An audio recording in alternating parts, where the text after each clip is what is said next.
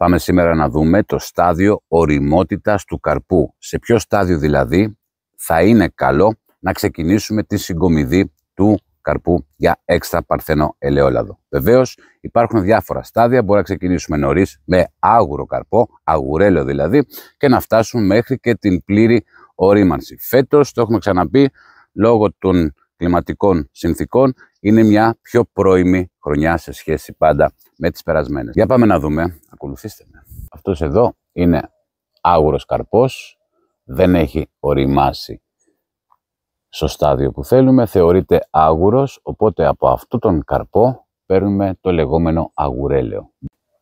Εδώ βλέπουμε ένα καρπό ο οποίος είναι στο 50% του γυαλίσματος, ήδη έχει ξεκινήσει και δίνει χρώμα, ήδη έχει ξεκινήσει και βάζει λάδι και είναι σε ένα στάδιο, μπορούμε να πούμε, αρκετά καλό. Εδώ ξεκινάμε και μπορούμε να συγκομίσουμε. Σε αυτό το στάδιο είναι 50 με 60%. Εδώ είναι στο ίδιο στάδιο, εδώ μπορούμε να πούμε ότι είναι στο 40%, έχει αρχίσει και γυρίζει, έτσι, και πάμε να δούμε και το 100%. Για παράδειγμα, στο συγκεκριμένο σημείο βλέπουμε το συγκεκριμένο καρπό να είναι ώριμος πλέον, έχει μαυρίσει στο 100% του καρπού, έχει λαδώσει και μπορούμε να πούμε ότι μέχρι εδώ πρέπει να μαζευτεί ο καρπός. Να έχει μαυρίσει στο 90% αλλά να μην έχει καμία προσβολή και να είναι ακόμα λίγο σκληρό απ' έξω. Η φλούδα να είναι λίγο σκληρή.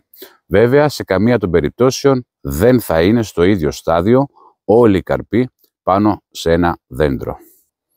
Το πότε θα ξεκινήσετε να μαζέψετε είναι πάντα δική σας επιλογή, αλλά να θυμάστε πάντα ότι όσο πιο άγουρος είναι ο καρπός, τόσο καλύτερα και ποιοτικότερο είναι το έξτρα παρθένο ελαιόλαδο που θα βγει. Αν θέλετε υψηλότερες αποδόσεις, θα πάμε στο 70% που σας έδειξα πριν, στο γυάλισμα, στο γύρισμα δηλαδή, και οριακά βεβαίως να φτάσει ο καρπός στο 100%.